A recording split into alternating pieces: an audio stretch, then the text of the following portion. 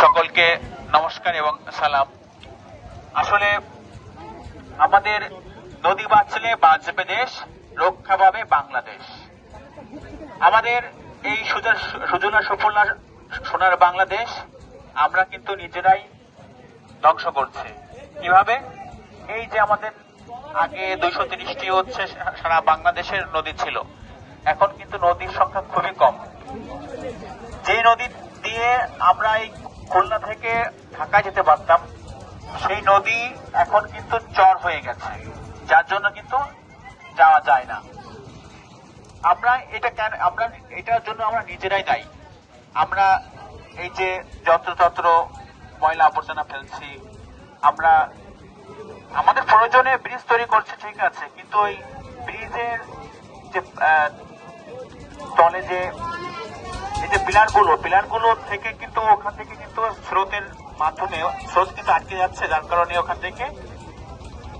ওখানে পলি জমে আস্তে আস্তে নদী কিন্তু ভরাট হয়ে যাচ্ছে। আমরা উন্নয়ন চাই, কিন্তু আমাদের নদীটাকে রক্ষা করতে হবে। নদীটাকে রক্ষা করে তারপরে আমাদের হচ্ছে উন্নয়ন। এজন্য আমরা নদীর চারপাশে যেমন আমাদের বর্জ্য ব্যবস্থাপনা খুবই দুর্বল। আমরা আমাদের কলকারখানার যে বর্জ্য পদার্থ সবগুলো কিন্তু আমরা নদীতে ফেলছি। তারপরে হচ্ছে আমাদের বসবাস যখন যেখানে করছি, সেখানে আশেপাশের সেখান থেকে আমরা হচ্ছে বাসার বর্জ্য সেটাও কিন্তু নদীতে ফেলছি।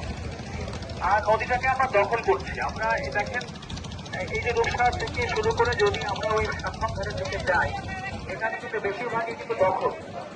এই নদী দখল কিন্তু আমাদের হচ্ছে আটকাতে হবে। নদী দখল আটকাতে পারলে আমাদের কিন্তু নদীটাকে রক্ষা করতে পারবো।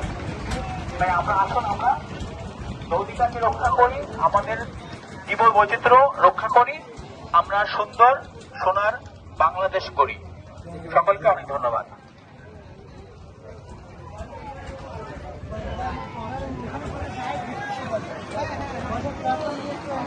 আচ্ছা, তাহলে আমরা সকলে প্রস্তুতি নেই। খালিদ আঙ্কেল অফ করবো।